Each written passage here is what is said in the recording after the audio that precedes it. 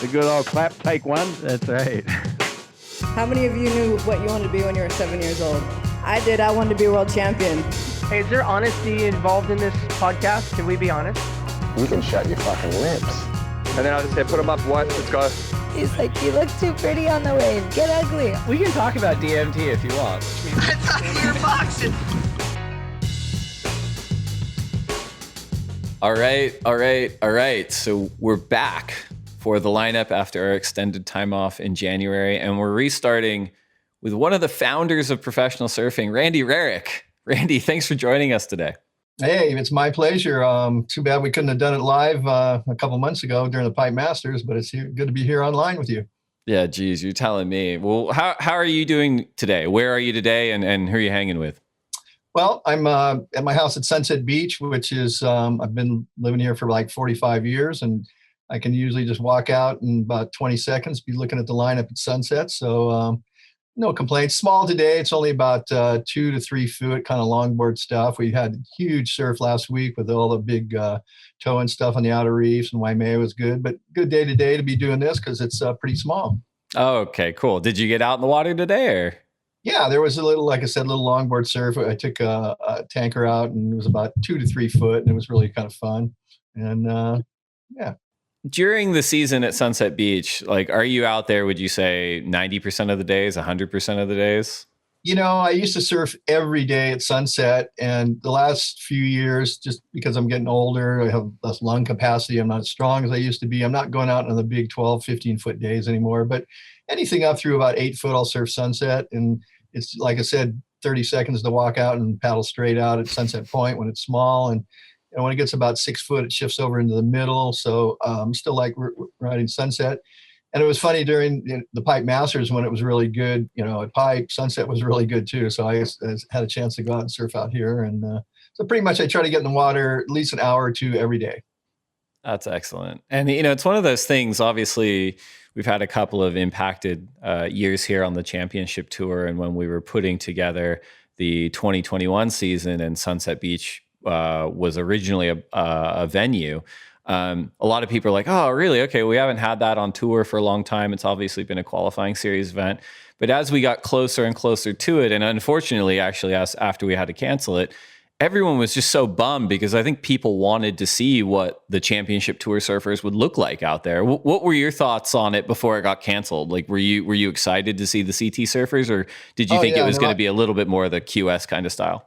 I think, back when we had it on the tour, back when Parco and Andy and an up-and-coming Jordy Smith were surfing it, I was really stoked because I really think Sunset should be part of the World Pro Tour because it's the most consistent spot on the North Shore. It's a right-hander. Of course, everybody loves Pipe and what Pipe represents. But I think one of the things I was going to talk about a little later is the shift of emphasis away from Sunset down to Pipeline, and how I was really looking forward to it being back online again and being part of the things. And I forgot who it was. It was Ross or somebody was talking about had it been happening, who was going to be the favorites. And you wouldn't believe the sessions that were happening out here. But when the Pipe Masters finished and the guys were getting ready for it, both the men and the women, and we had a run of just 3 weeks of incredible surf at sunset. I mean, you've seen a lot of the videos and the clips that have come out, and it was just firing. And day after day after day, I mean, it was really good. And these guys were just ripping it. And I was going, the level of surfing, I've been watching it for 50 years, and the level of surfing just had elevated incredibly. And what really struck me is how good the women did. There was a couple of ladies out there that were just charging, and it would have been really neat had this been part of the Pro Tour this year.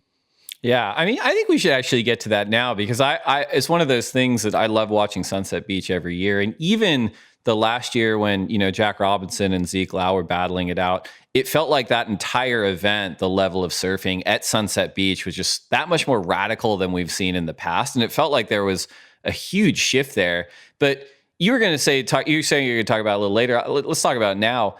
The surfing world used to revolve around Sunset Beach, and then it shifted down the beach. Can you talk us through that? Well, actually, you asked for 5 of the instrumental things that happened on the North Shore. And for me, one of them was that, because way back in the 60s, they had the Dukhan Moco Classic and then the Smirnoff Pro-Am, and then the World Cup came along. And through the 60s, tanker, longboard era, and then the shortboard era of the 70s, and even into the 80s, you had to make your mark at Sunset Beach because that was where everybody that was anybody really did well. And if you made your mark at Sunset, then you put your stamp on the fact that you could surf the North Shore really good. You look back in the 70s era with the Sean Thompsons and Mark Richards and Rabbits and Ian Cairns and those guys. And then you get into the 80s with the Dane K. Alohas. And it was in the 90s that things changed. Kelly Slater came along, and Kelly's boards at the time were really highly rockered, super narrow, super thin. And they worked great at pipe and off the wall, but they worked terrible at Sunset. And because Kelly came on so strong, the media followed him. Well, it shifted from Sunset Beach being the place where you had to make it back down to Pipeline. And it's been that way ever since. And it was kind of a shame that happened because you had guys like Johnny Boy Gomes and then Sonny Garcia, of course, came along that were really dominant and really, really charged it. One of my favorite guys was Gary Kong Elkerton, the late 80s, early 90s. I mean, he was dominant. I mean, and he just smoked it at Sunset. And the guys that really were power surfers, and that's what I really liked about Sunset, they really stood out there. And it shifted. Like I said, Kelly single-handedly really took the media and just went down the road to Pipeline. And in doing so, the emphasis had shifted away from Sunset. And so that's why I was looking forward to seeing maybe it'll come back. Because during, like I said, during the 2000s when Parco and Andy and as I said, an emerging Jordy Smith were doing really well there at the couple events we had. It really was great, but it's been almost 10 years since we've had a good event at Sunset. So it would have been nice. It is interesting you say that because it does feel like that spot gets in your bones if you spend a lot of time there. Because even in the last few years when it wasn't a championship tour event, you would still see a lot of those pros from the 80s and 90s who had to compete there out there on every swell just because they liked surfing out there. And it felt like even in the lead up to the unfortunately canceled event this year, there was that big shift of everyone moving away from whether it was, off the wall, backdoor, Pipeline, even sort of Rockies over to Sunset Beach. And it just would be really exciting to see kind of the best in class surfers take it on out there. Yeah. And like I said, I've watched 4 or 5 generations of surfers at Sunset over the years. And what was really interesting is just in the last few years, it started about 4 or 5 years ago when John won the World Cup out here because he was taken off underneath a lip, moved way inside. You got the older guys from my generation and then following my generation, still riding fairly big boards, thick boards. They take off way outside on the West Peak, do a big fade into the pit, and then come around to the inside.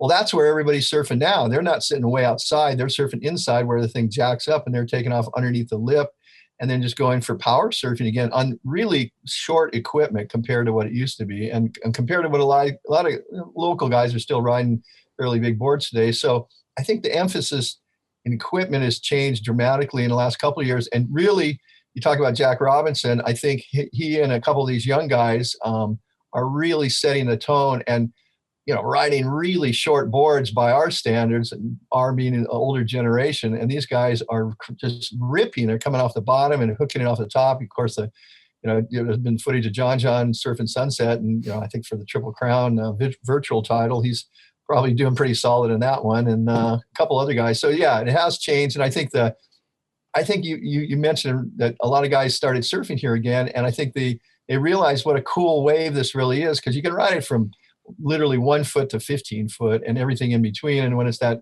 8 to 10 foot out of the northwest, to me, it's the best wave on the North Shore. Well, I'm sure we're going to circle back through there, but I did want to start back at the beginning because you have been one of surfing's power brokers for decades. You've traveled the globe. You led the charge in the formation of professional surfing, co-founding the World Tour in '76. You directed the Triple Crown from its inception in '83. And we're going to get through all of that, but I wanted you to walk us through kind of how you got started because you are actually born in Seattle. You moved to Hawaii at age 5, started surfing at age 10. Walk us through the early days of you getting out in the water there. Well, as you said, my parents were here way back in World War II, and they both fell in love with Hawaii, and they got married on the mainland, and they decided to move here to Hawaii, which thank goodness they did, and good for me. And they moved here when I was a little kid, like I said, 5 years old, and I grew up in town in Honolulu. And I started surfing at 10 years old. Rabbit Kekai, the famous Hawaiian beach boy, took me out basically Waikiki, and shoved me into a wave. And I always remember he pushed me into that wave, and I rode for about probably 20 yards, 30 yards maybe. And I remember turning around and looking back outside and going, wow, there was no motor, there was no propeller, there was no nothing. It just moved me along through the water there. And what an amazing feeling. And that hooked me on surfing at 10 years old. And a funny little story, at 11, I walked into a local manufacturing operation they had here. They were doing the rental board for Waikiki. And the smell of the resin was just intoxicating me. And I said, I want to be a surfer and I want to make surfboards. And so by 12 years old, I started working, fixing dings for the local neighborhood. And, one of the guys that I fixed dings for was Jerry Lopez. And other guys were shapers like Dennis Pang, and Mark Cunningham, the famous body surfer, lived down the street from me. So I lived on the southeast shore of Oahu, and we had a really strong surfing community there. And so I grew up surfing town on the southeast shore, mostly a place in front of my house. We named it called Toes. And everybody else was surfing Ala Moana or else Kaisers or number 3s in town, but we were surfing mostly the southeast side. And so I grew up in town surfing the South Shore. And by the time I started competing pretty young, and by the time I was 17, I won the Hawaii State Surfing Championships, and sort of launched me on my career of going, hey, we're going to keep going. And then when I graduated from high school, I moved out here to the North Shore, and then I took off for a year, and it was right as boards were going from long boards to short boards. It was what they called the shortboard revolution in '67. And I befriended Bob McTavish and got to know Nat Young and Midget Fairley. So I actually went to Australia and lived in Australia for a whole year in 1968 when the whole shortboard thing happened. So I came back really rejuvenated and really stoked. And I thought I was going to go off to college and get a real job. And I ended up opening a surf shop, and then I never looked back. It's sort of this amazing, sort of Forrest Gumpian, timeliness of I started in sort of a board building factory at 12, and I met all these people, and Rabbit Kekai pushed me into my first wave. And I'm curious though, growing up on the South Shore and then deciding after high school I'm going to move to the North Shore, had you and your peers spent a lot of time on the North Shore in high school before you made that move? Well, you got to realize the boards were really big and clunky. Back then, the place to go was Makaha. We had the Makaha International, and that was the sort of de facto world contest of the time. And the North Shore was still considered a little bit taboo. It was getting going in the early 60s. And by the mid 60s, guys started riding. And then what kind of opened up the North Shore was the Duke Kahanamoku Invitational, which that happened in 1965. And that sort of opened the floodgates for the North Shore, because prior to that, everybody kind of went to Makaha and kind of shied away from the North Shore. And as soon as they had the first contest here, which was the Duke meet in 65, and ironically, it was won by, 16-year-old Jeff Hackman at the time, who was kind of one of my contemporaries. And it was like, wow, maybe we can surf the North Shore. And I started, coming out on small days and surfing places like Haleiwa and Chun's Reef. But Sunset was still sort of the playing field for the big guys, the Fred Hemmings and Paul Strauss and those kind of guys. And it wasn't until I was about 17 that I started really getting into surfing the North Shore. So as the boards went shorter, it opened up the possibilities of North Shore. And by the late 60s, boards had gone, down to the 8-foot range. And all of a sudden things really changed, because prior to that, nobody would surf Rocky Point, for instance, because you didn't want to lose your board and hit the rocks. There was no leashes in those days, and it wasn't until the later 60s that we really got into it. And then by the 70s, everybody was on a short board, and then the whole North Shore became the place to go.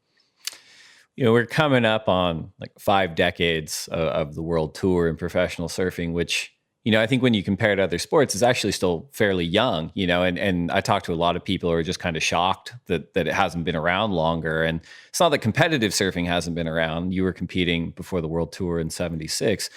But I love hearing about what it was like, because it sounded really, really Wild West. So, as a young kid moving to the North Shore and competing and living in Australia and being around during the shortboard revolution, what were your kind of professional aspirations? What was competing like? And did you kind of see it as a career, or a career with sort of longevity, or was it just sort of something to do?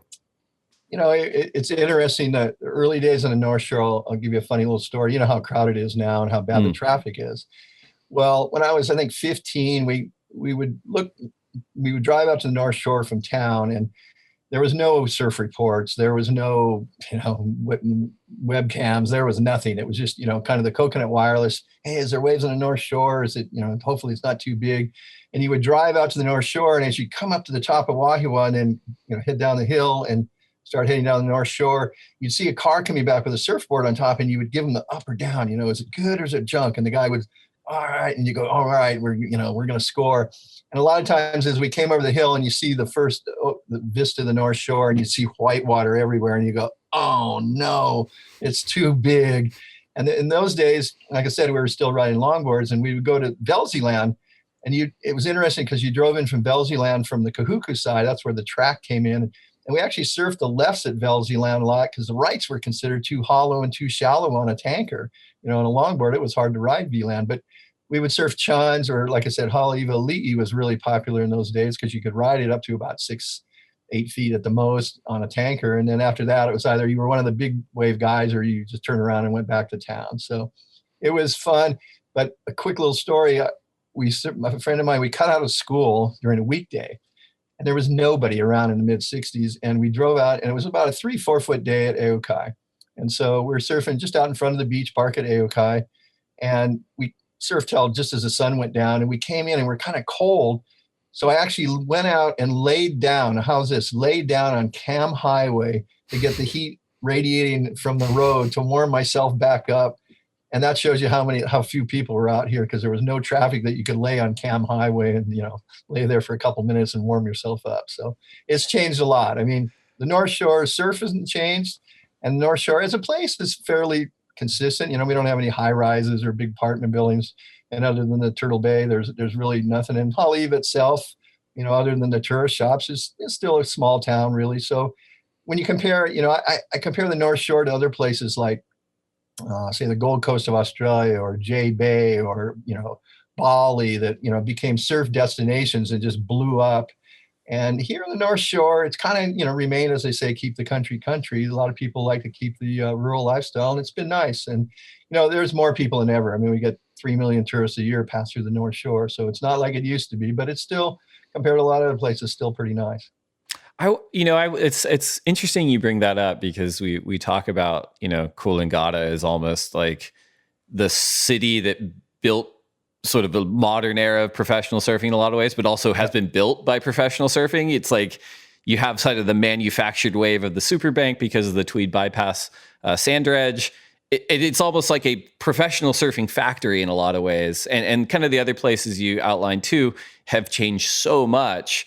Do you think one of the reasons that the North Shore hasn't is just, in a lot of ways, like the raw power of the ocean and the waves there? There's sort of it sort of keeps things in check, both in the water and out of the water. Do you think that has anything to do with it? I think that's a good part of it. I mean, early on, way back in the 70s, the whole black short, hui, presence there, ironically kept the crowds way down. And, we had the first wave of Brazilians that came in the 70s, and they pissed everybody off and kind of ran amok. And then luckily, when Indonesia opened up, they all sort of left Hawaii and went off to Indo and other places. But I think that whole, the image of the black shorts and this, really tough environment, kept people out. It definitely kept the crowds down, because people, wanted to see the North Shore, but they wanted to be respectful, and they didn't want to step on any toes or get their toes stepped on.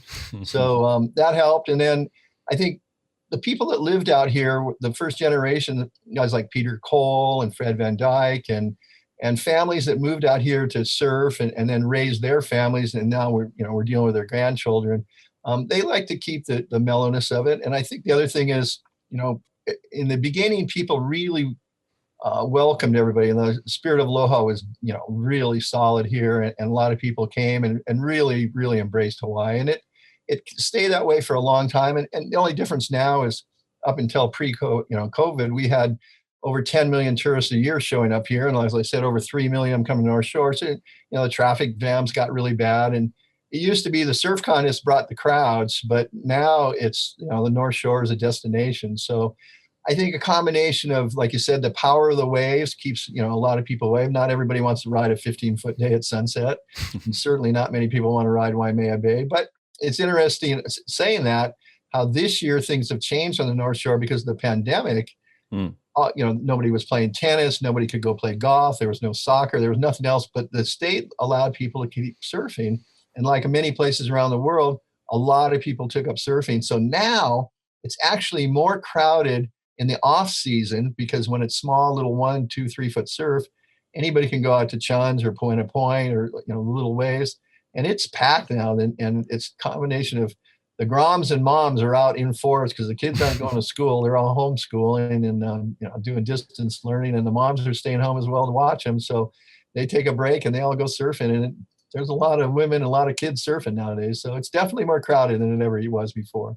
Yeah, it's so interesting you say that because it really has been like a perfect storm for crowding surfing lineups over the last 12 months. A lot of the board building industry and the hard goods industry have had kind of boon years where they're like, yeah, we're selling all this stuff because everyone's home and they're like, I love going outside. And if I can go surfing, I'm going to go do that.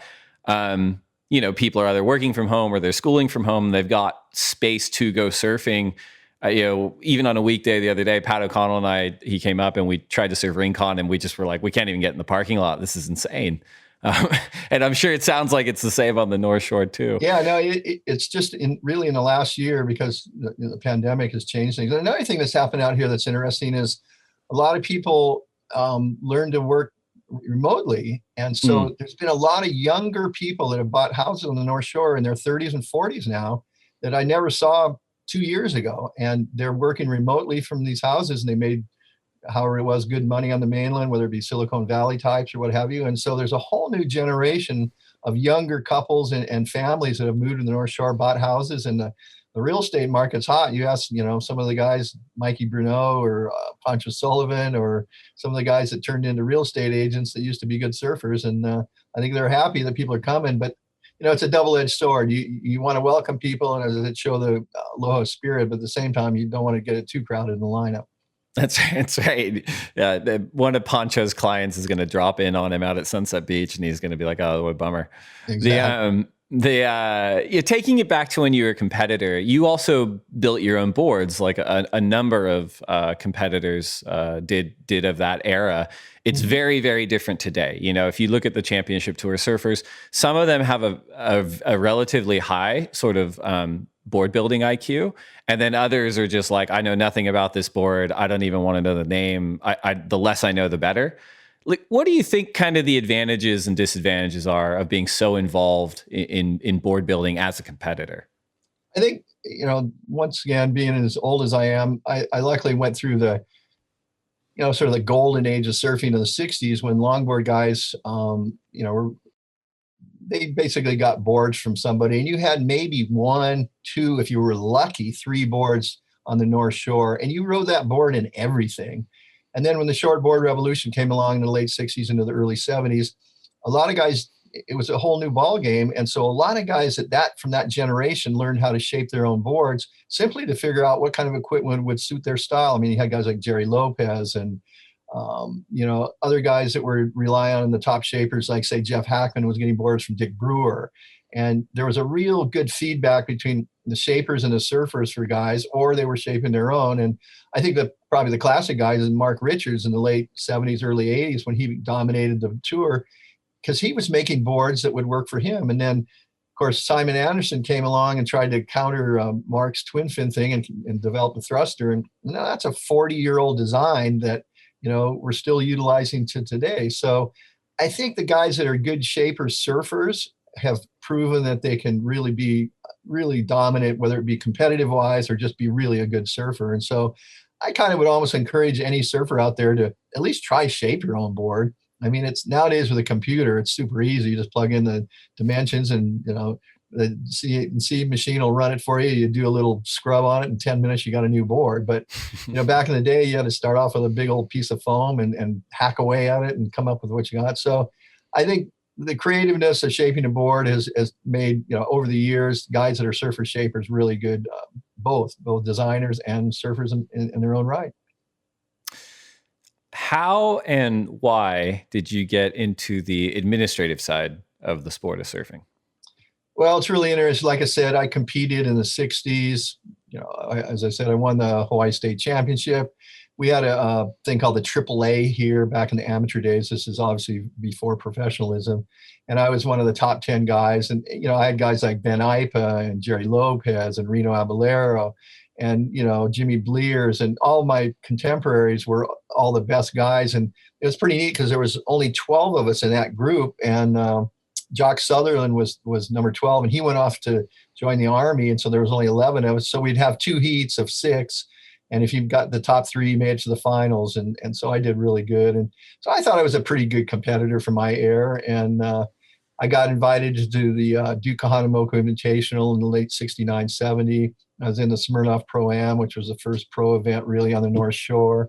And so I kind of came a little too early before any money was really involved. There was no money per se. And I think in 68, they gave away the first $1,000 prize for the Duke meet. And that was a big deal. And by 70 with a Smirnoff, you know, I think we were giving away $5,000, which, you know, was a lot of money back in those days. If you won, you got like $2,000, and you could live for like 3 months on $2,000 in those days. But, you know, I was a good competitor, but at the same time, I was a little bit too early.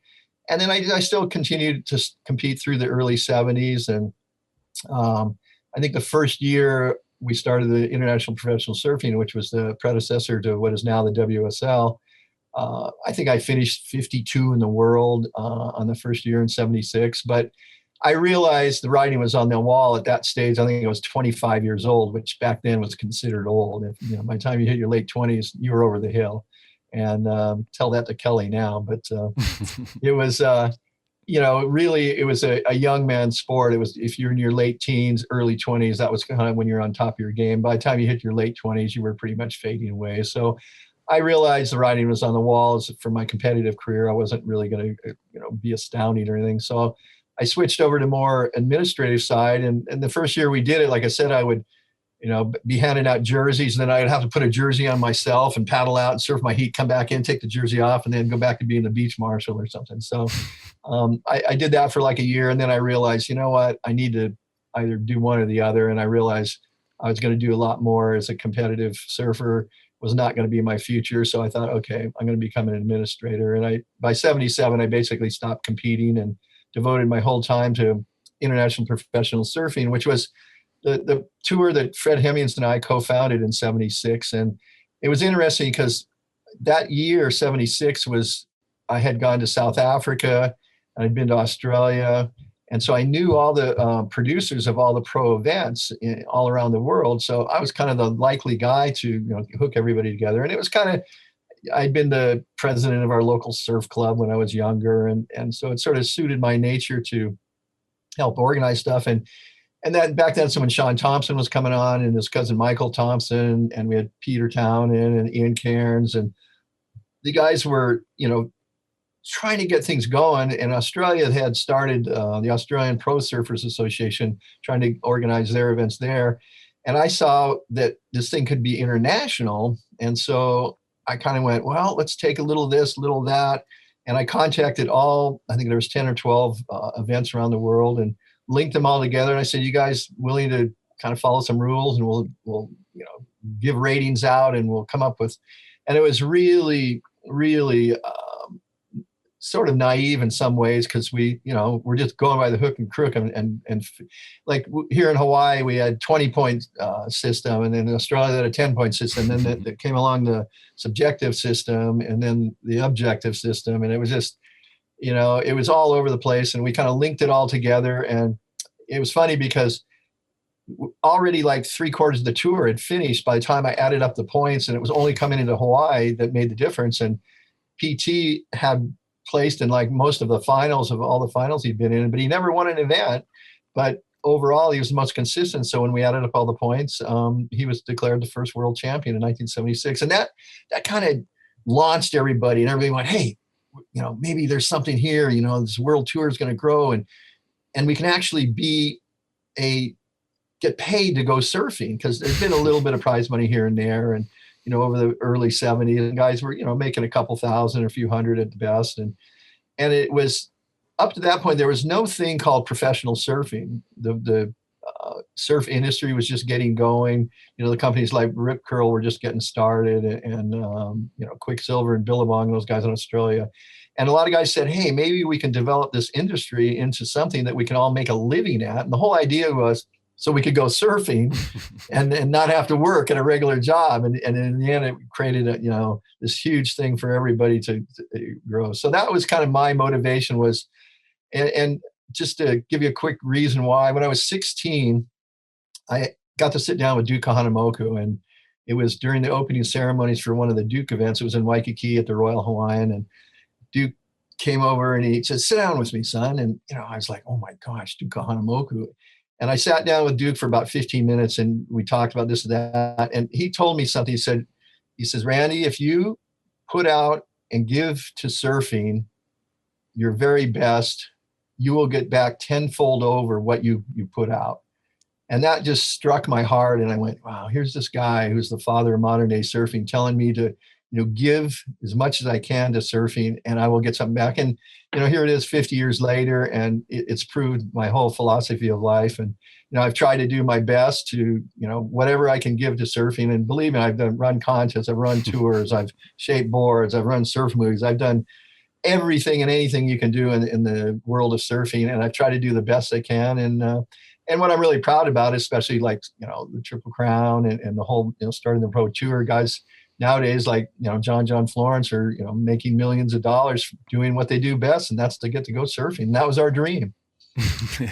There's so much for me to unpack in there. But, one of the things that struck me was when you started, it's like, I'm the beach marshal, I'm doing this, I'm doing that, I'm competing. And it reminds me of, I was a fan of the ASP when I was in high school and college. And then when I took my internship there, I was like, oh my God, I got an internship at the ASP, and it would have been 2005.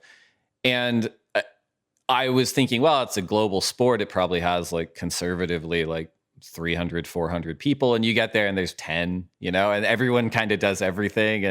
And by the time we were acquired in 2012, there were about 5 of us, and I was in charge of media. And it was like, what's your job? And I'm like, well, I build the website, I write the copy, I work with the athletes, I do crisis comms, I run analytics. And like, it's been fascinating going from that to kind of post-acquisition ASP and then WSL, because everyone's just like, well, every one of those roles is a job or a department, and it's like, oh, well, that's interesting. And then, the thing you said about Duke struck me because, I had the good fortune of coming to Hawaii from 2006. I think it was my first winter there, maybe 7 for work. And I got to know you, and I got to know Faith and Marty and Jody and everyone that worked in Hawaii. And it was just such an eye-opening experience in terms of learning about the community and learning respect. And you guys were so nice to me. And I remember getting ready for going there. I think it was in 2012. And I thought, I'm gonna get some wines and I'm gonna get some things, and just like as a sort of a thank you to everyone in Hawaii, because there's not that many people who've been so nice to me over the years. And I think I gave you one and gave Jody one and Faith one, and Faith's like, I don't drink, and I'm like, oh, sorry. But I remember there was a lot of tension at the organization that year because we had just been acquired, and I think that was the year that you were officially retiring, and we had. Or that you were having a ceremony, honoring ceremony at the Waimea Valley. And it was a beautiful dinner, and we had one table of kind of like staff that had been there, like trenchmen like myself had been there for a few years. And when there's another table of new executives and owners that we hadn't really met yet, they were really nice, but we were just kind of like, oh, I hope they let us keep our jobs. And then there was a frozen margarita bar, and I remember we got pretty hosed at the ceremony. And then you got up and you gave a speech, and you gave this beautiful speech about surfing being in good hands and what it's meant to you, and the value of bringing in sort of outside people. And then you went to name some of the people who have been there who are going to be just as valuable as the outside people, and you named me. And I remember my entire table erupted, and I thought, oh my God, like Randy Rarick named me in this speech, like. And I'm pretty sure that that's the reason I'm still employed today, was that speech is sort of carried throughout the last 8 years. Well, like I said, if you can be inspired, in my case, it was, Duke Kahanamoku, and hopefully I inspired you a little bit, Dave. But one thing I did, I ran the Triple Crown from 83 till when I did retire, 5 years ago or so. And I always tried to make it what we call the ohana here. It's a family deal. And, I realized we all had our jobs to do. And as you said, we did everything. I mean, I would be down there, the first guy in the morning, helping the crew set up, a week ahead of time, putting the scaffolding up, doing everything like that. And then, making the decisions, the call on the surf and everything else. And, over the years, it was 30 years of different people coming and going. We did have, like Faith. And like you said, I brought Marty in. I gave Marty his first check as a competitive surfer back in the 80s. And I said, one day, hopefully you'll be able to give back. And he did, and he came back and did it. So I think the people that have really dedicated their life to the promotion and progression of surfing are the ones that, have the passion to do it. There's certainly no money into it. My first year when I ran the IPS, I made $5 a head for every surfer I signed up. And I think we had at the end of the whole tour, like 83 surfers or something. So I made about $400 for the whole year. So it certainly never was for the money. It was always for the love of the sport. But I think the self-satisfaction, and I'm sure it applies to you to this day, you've seen, getting the job done that you do, and then seeing, the pleasure that it brings to the fans. And to me, that's, in modern day surfing, because as I said earlier, there was no such thing as a pro surfer. And when I started, the pro tour started in 1976. That legitimized professional surfing. That made it possible for people to put on that passport or visa application, pro surfer, because up to that point, there was no such thing. And, there's a few guys making money, obviously, in the 60s, but I think our efforts made it possible for the tour. And, I got to hand it to Ian Cairns when he started the ASP. It was a pain in the butt for us, and we had a lot of friction. And that's why we actually started the Triple Crown. People don't realize that in '83 the IPS transferred over to the ASP, and when that happened, the title being awarded in Hawaii was moved to Australia because they rejigged the tour to finish in Australia, which was the first of two big mistakes they made. That I won't get into the politics of that, but that was the reason we started in 1983 the Triple Crown. So we linked together the Hawaiian Pro, the World Cup, and the Pipe Masters to make who was the best competitive surfer on the North Shore during the season, and that became really important, especially for the Hawaiians. And next to the world title, I think it was the title that most people wanted to win, because if you can perform well on the North Shore in front of your peers, then you get the accolades that you deserve for being one of the best surfers in the world. For sure. Well, I want to get a little bit more into that, and we have a couple more topics, but first we're going to take a quick break to get a word in from our sponsors. It's funny, you mentioned almost creating something creating something out of nothing, in a lot of ways with the formation of professional surfing. And I guess having been at the company I'm now on my 16th year. So I get a lot of folks that come by and they're like, you could do other things. Like, why are you still here? And I'm like, I don't know if I could do other things. But, I have thought about the second question of like, why are you still here? And I just get to the kind of what you've articulated better than I'm about to, which is these are like the best surfers in the world. And this company creates the conditions for them to surf at their very best, and make a living off it. And I don't think you can replicate that in anything else. It's not as interesting to me to do it anywhere else. And I don't know, that's always kind of what I go back to, because I just love watching it. And I love watching people from different areas kind of come through the same platform that people have come through for 5 decades. Oh yeah. Well, it's interesting because, people say to me, well, Randy, you do the Triple Crown for 30 plus years, what are the highlights? And I go, I literally watched tens of thousands of waves. I mean, can you imagine? I put on contests for 30 years, and between trials and elimination rounds and events at Haleiwa and events at Sunset, and then of course the Pipe Masters. I mean, I literally for 30 years watched the best competitive surfing in the world. I watched especially in the early years in the 70s, I knew every pro surfer personally by first name. And, so I would go out surfing, we're all surfers, and, when the contests are on, you're at the event, but then when the contests are off, you get to go recreational surfing. And like I said, I live at Sunset Beach. So, back especially in the 70s and 80s, guys would be out practicing at Sunset because you had to still do good there. It was before, the pipeline.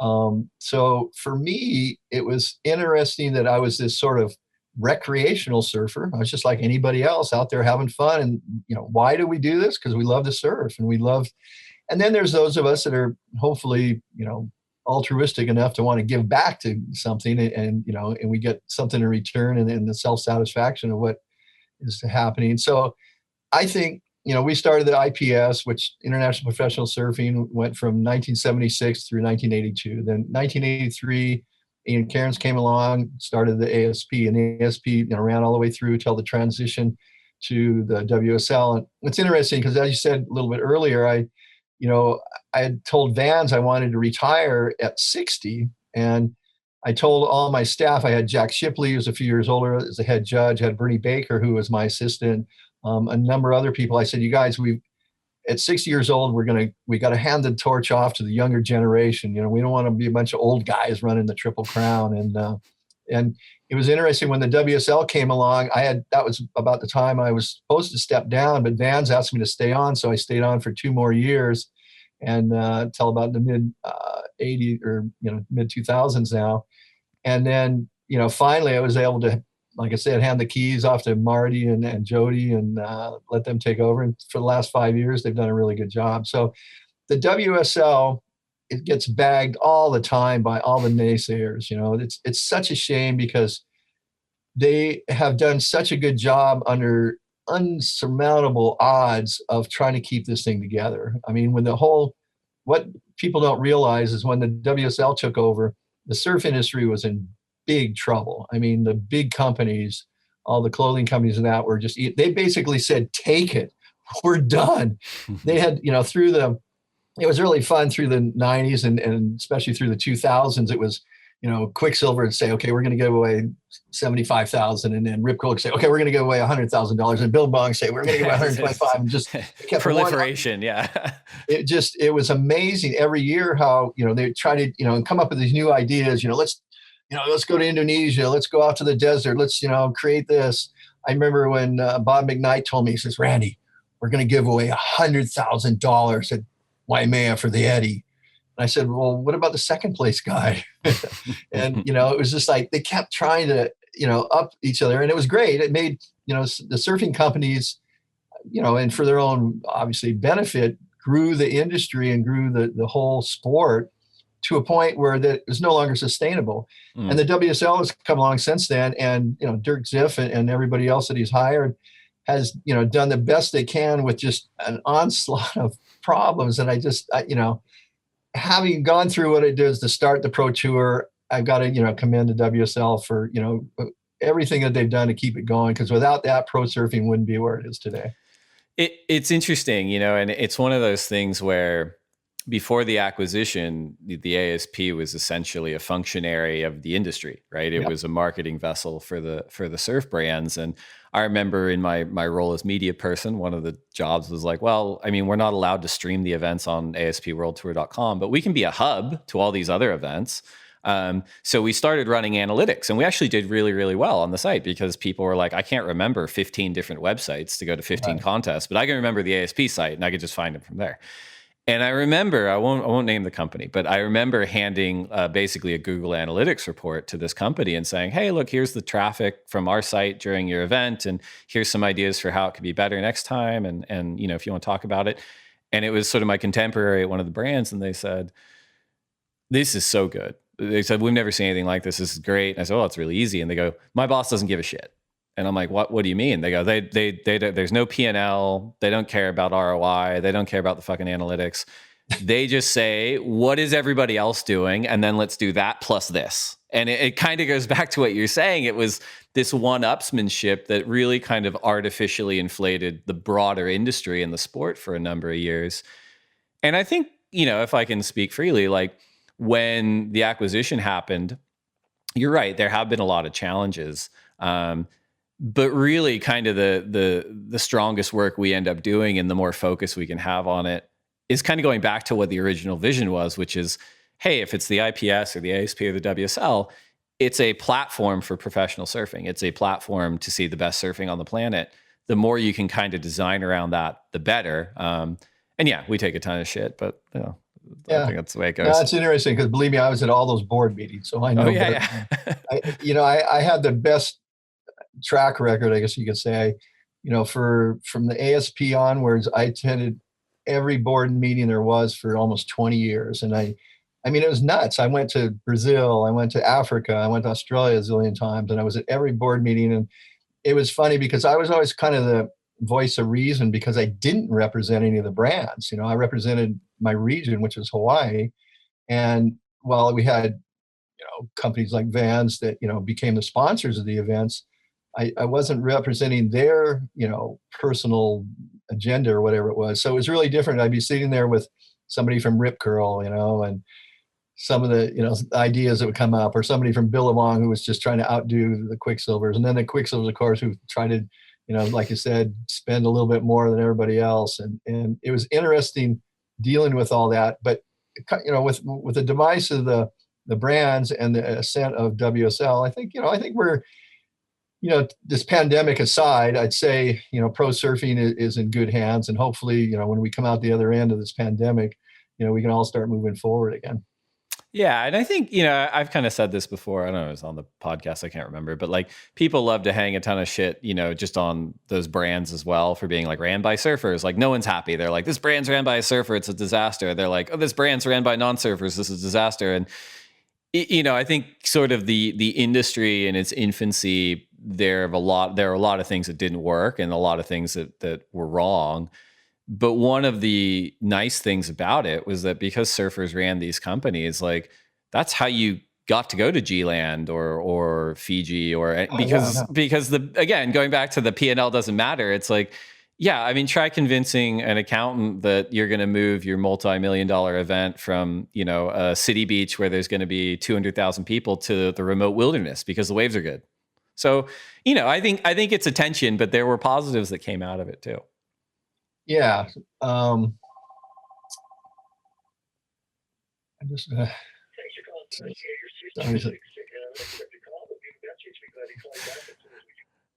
Someone's calling for the contest report to see if it's on or not. Yeah, let's see if they leave a message. Anyway, so, you know, it's interesting that over the years, I was able to kind of walk this line between the sponsors like the ASP and at the same time living here on the North Shore, deal with the local residents and the surfers and what have you. And there was times where I'd go out surfing Sunset and some guy'd paddle up to me, be ragging on me, saying, blah, blah, blah, blah, blah, you know, about, you know, he's pissed off about the traffic or pissed off about too many surfers or too many surf concerts. And it was always really a balancing act over all these years. And I think, I don't know how many people could have done it for as many years as I did. And I think it was one that I was a Howley kid that grew up in Honolulu. I saw the other side of the coin. I understood the Hawaiian point of view. I really, I empathize with the locals in terms of, you know, there's so much aloha you can give, but then a lot of people begin to take. And that's what happened a lot on the North Shore. And a lot of sponsors did that too. They came in and they said, hey, we don't care about the locals. We don't care about the North Shore. And those sponsors basically came and went because they weren't tolerated.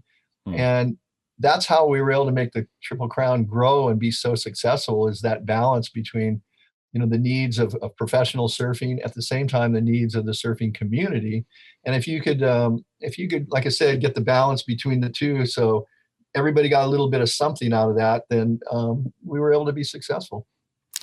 You know, surfing is sort of relatively niche, like in the world of sports, but it has this like radical outsized passion for people who are involved in it, whether they're involved in like, you know, the institutions in surfing or they just surf in their life. And, you know, people talk about it in sort of religious terms. And it really, most people that you talk to identify that surfing is an identity. It's not just a hobby. It's not just a lifestyle. It is like part of their identity, which I think lends itself to this radical passion that they have for it. You're a lifelong surfer yourself, and you've worked in different capacities, sort of in the institutions in surfing. Have you ever struggled sort of balancing your personal and professional life as a surfer and just as a human being? Well, back in the late 80s, early 90s, I got hired by Bruce Brown to be the location manager for Endless Summer 2. And it's interesting because they sent me out around the world. I got paid to go look for surf spots. And it was like the dream job where I went to all these obscure countries and weird islands and coastlines. And my job was to check it out and pick all the locations. So those of you that have seen Endless Summer 2, like we went to Costa Rica. At that stage, Costa Rica hadn't really been put on the map yet. Nobody had known about that. We went to Fiji for, Tavarua had the same thing, and just sort of been going for a few years. And then I went to other places like Lord Howe Island, and I went to the Southern Islands off Japan. Bruce Brown sent me to Ghana to try to find the place where he'd filmed the original sequence where, the natives were taking boards off their houses and riding little pipe boards into the beach. And the irony of it is I got to know Pat O'Connell, and Pat was just a little tow-headed Grammy in those days. He was running around, just having fun. And, but his stoke and they could see that commitment to surfing. And like you said, it was more than just a lifestyle. It was something that, guided your life. And, look at Pat today. Now he's the, tour manager. And so I think for those individuals that have decided to make that commitment, obviously it's not for money, because only a handful of people are making money in the world of surfing. And I don't think those guys are really hardcore surfers. Most of them are really good businessmen that happen to surf. But, for everybody that has made a commitment, hopefully they're getting the self-satisfaction like I have of, a job well done. Well, it's a new year and we have a new segment, and we're really excited to do this new segment for the first time with you, because I think, as you've proven time and time again, including during this conversation, you have excellent stories. So the new segment is the top 5 power rankings, where each week we will ask our guests to tell us their top 5 power rankings on a particular topic. And with you being such a lauded member of the North Shore, we're hoping you might indulge us into what our team came up with as your top 5 moments in North Shore lore. So these North Shore lore moments could be anything from the Triple Crown to Greg Knoll to random stuff in the lineup and anything in between. And maybe they're moments that everyone knows about. Maybe they're just stories being told on the podcast for the first time. Fingers crossed.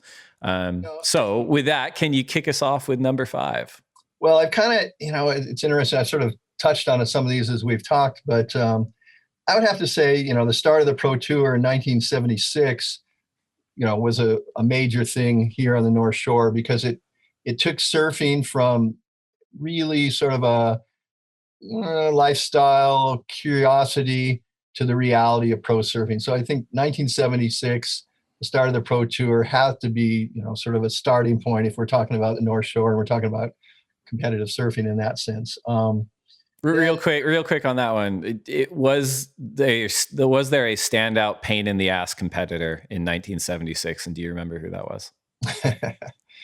It's funny because even as early as 76, both Ian and PT, Ian Cairns was a really good surfer, a phenomenal competitor, but he had a real chip on his shoulder that he wanted to prove something. And then by the same token, PT, wanted, as he said to me, he says, we're going to be dancing on the tabletops by 1980 because I want to, prove that I'm a pro surfer. So I was actually going to use that to segue into my second thing was when Ian Cairns came along in 1983 and formed the ASP, which really was a continuation of ideas he'd had for the last 5 years prior to that.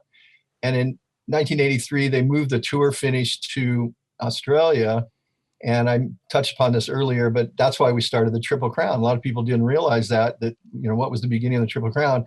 It wasn't to be altruistic. It was because we needed a title to give away for the best competitive surfer here on the North Shore with a 3-event series. So that was the beginning of the Triple Crown in 1983.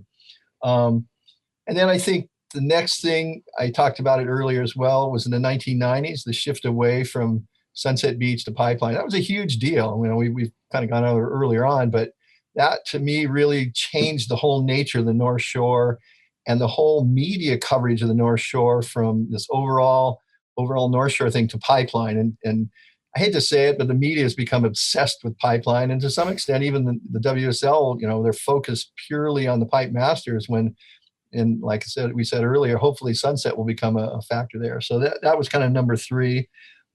I think the next thing was the 2000 when Andy Irons came along.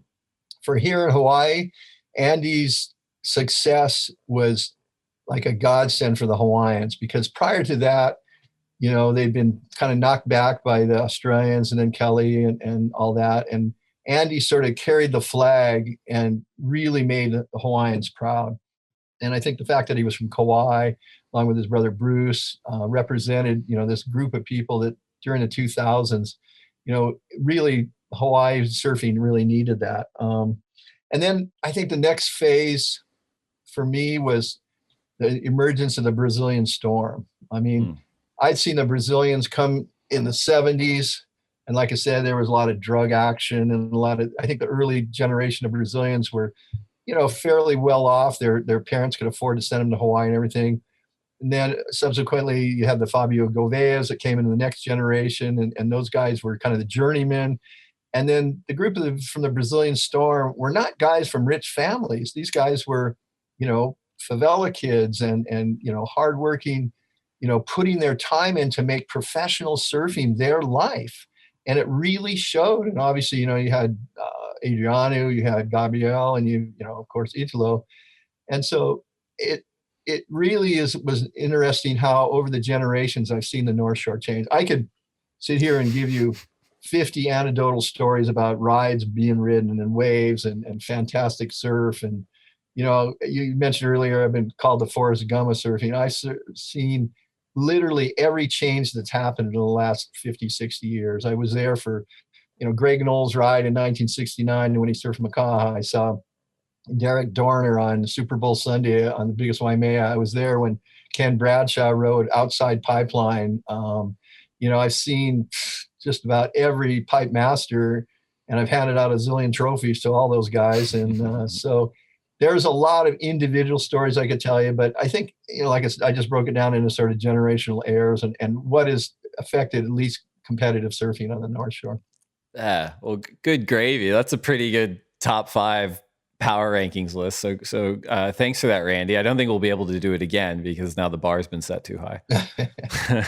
So we put out to the Instagram community if they had any questions for you, and there were hundreds. So we picked 3. Okay.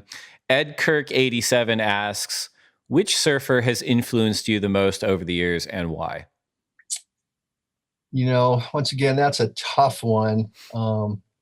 I'd have to really, once again, almost put it into different eras and generations because, for my era, I mean, I'm 71 now, so I've been surfing, since I was 10 years old. So that's 61 years. And, during the 60s, I admired all the longboard guys. Like I said, Paul Strow was probably my hero from Hawaii.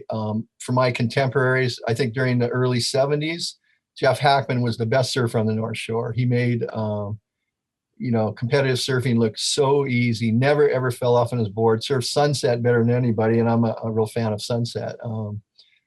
Moving into the 70s, like I said, Jerry Lopez, has been Mr. Pipeline, and he was my neighbor, and we surfed together. A funny little story. I kicked Jerry out, made him surf the lefts out in front of my house in the South Shore because he was a goofy footer. I said, you can't go the right, you have to go left. And so I think I attributed his why he did so good.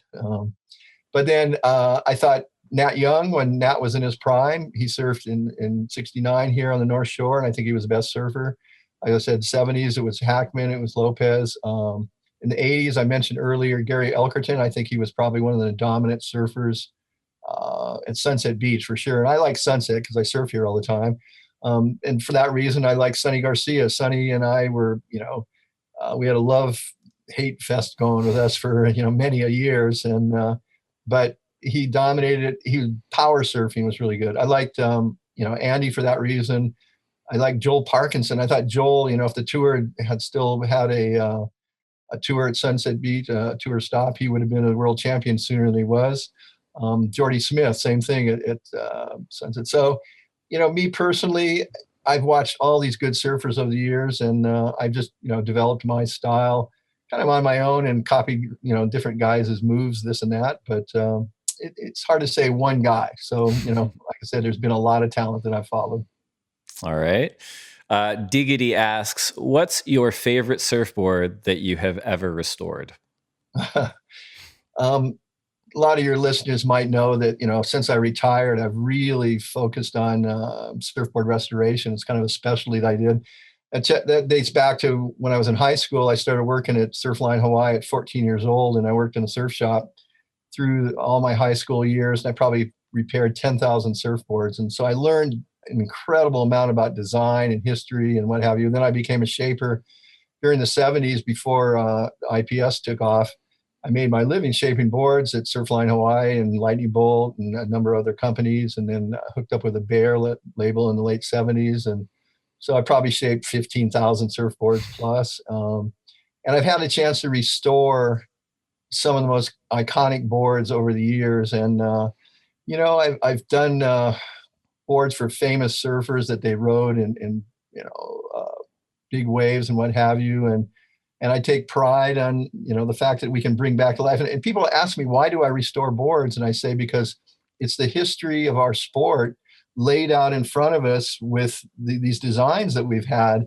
And you can see how surfing has progressed from the designs. And if you can bring those designs back to life, then you can sort of perpetuate surfing's history. So once again, just like trying to pick the best surfer, it'd be impossible for me to pick. But I've worked on really famous surfboards. I remember a funny little story. In 1964, they were filming Ride the Wild Surf. I don't know if anybody remembers that. It was an old 60s film. And they had stunt doubles of Mickey Dora and Greg Knoll and Mike Hinson were the doubles for the actors. And Mickey Dora's board went on the rocks at Waimea and got all dinged up, and it came into the repair shop. And I really spent hours and hours fixing his board for Mickey Dora. And, he came into the shop and I was like, oh my God, Mickey Dora. I was like 15 years old at the time. And I kind of presented him his board. I said, Mr. Dora, here's your board. I fixed all the dings. And he goes, screw you, kid. And grabbed the board and walked out. And I just went, I was devastated, so.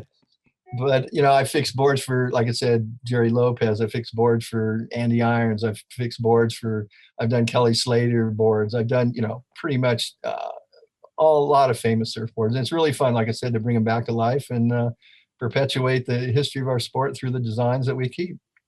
That's awesome. Last question from the Instagram community that we selected is from Andy Cashford, who asks, if you could change one aspect of professional surfing back to its original state, what would it be? Wow, that's an interesting one. I think we've done such a good job of moving surfing forward. I hate to go backwards, but, I've mentioned it more than once already this evening. I'd love to see, a sunset event back on the tour. That would be really great. I'd like to see us. I think personally, there's too many guys on the Pro Tour. I'd like to see the Pro Tour reduced to, say, the top 16 guys. And then that would make it possible for those guys to compete in the best waves.